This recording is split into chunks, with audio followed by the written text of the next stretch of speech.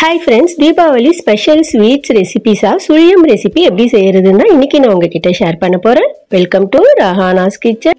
இந்த சுழியம் ரெசிபிக்கு நான் முழு பாசிப்பருப்பை தாங்க பயன்படுத்த போறேன். ஒரு டம்ளர் அளவுக்கு முழு பாசிப்பருப்பை பேன்ல சேர்த்து எண்ணெய் எதுவும் சேர்க்காம நல்ல ஒரு வாசனை வர வரைக்கும் வறுத்து விட்டுக்குங்க.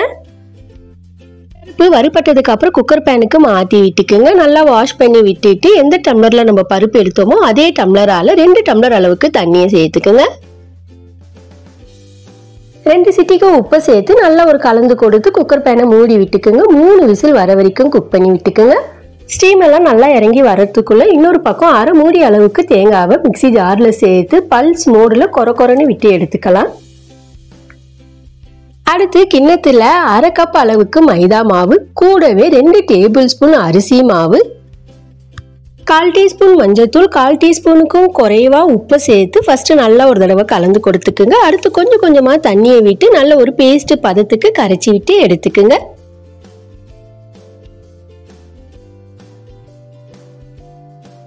பேஸ்ட் பார்த்தோம்னா ரொம்ப கெட்டியாவும் இருக்கக்கூடாது, அதே சமயம் ரொம்ப தண்ணியாவும் இருக்கக்கூடாது. கொஞ்சம் நடுநிலையா கரைச்சி விட்டு எடுத்துக்குங்க.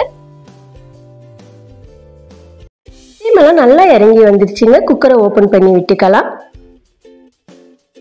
பருப்பும் நல்லா வெந்து வந்திருக்குங்க. இது அப்படியே கரண்டியாலேயோ அல்லது மேஷரால நல்லா மேஷ் பண்ணி எடுத்துக்குங்க. நல்லா மசிச்சு விட்டதுக்கு அப்புறம் ஸ்டவ் ஆன் பண்ணி அடுப்புல வச்சு விட்டுக்கலாம். அடுத்து எந்த டம்ளர்ல நம்ம பாசிப்பருப்பு எடுத்தோமோ அதே டம்ளரால துருவிய வெல்லமோ அல்லது நாட்டு சர்க்கரையோ 1 டம்ளர் அளவுக்கு எடுத்துக்குங்க. சப்போஸ் இனிப்பு அதிகமா வேணும்னு நினைச்சீங்கன்னா இன்னும் 1/4 டம்ளர் அளவுக்கு எக்ஸ்ட்ரா வெல்லத்தை சேர்த்து விட்டுக்குங்க.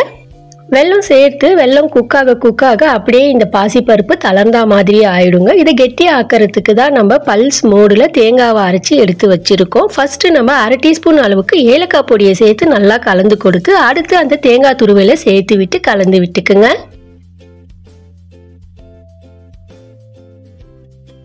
நொடிகளுக்கு அப்புறம் 2 டீஸ்பூன் அளவுக்கு நெய்யை சேர்த்து கலந்து கொடுத்துக்குங்க. சில நொடிகளுக்கு கலந்து விட்டு குக் பண்ணி விட்டுக்குங்க. லைட்டா திக்னஸா ஆன உடனே அடுப்பை ஆஃப் பண்ணி விட்டுக்குங்க.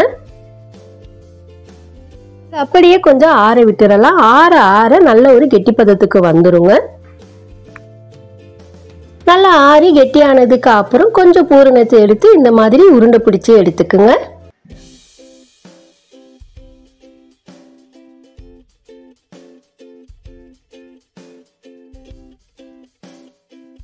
ஒரு பக்கம் இதை ஃப்ரை பண்ணி எடுக்க கடாயில எண்ணெயை விட்டுக்குங்க. எண்ணெய் ஒரு பக்கம் காஞ்சி வரட்டும்.